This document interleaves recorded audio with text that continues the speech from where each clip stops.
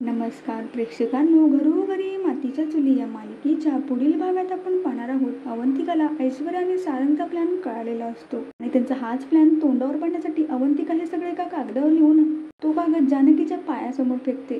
तर जेव्हा सारंग आणि ऋषिकेश खेळण्यासाठी समोरासमोर येतात तेव्हा सारंग हा ठरल्याप्रमाणे ऋषिकेशची दिशाभूल करण्यासाठी पोटात दुखण्याचं नाटक करू लागतो.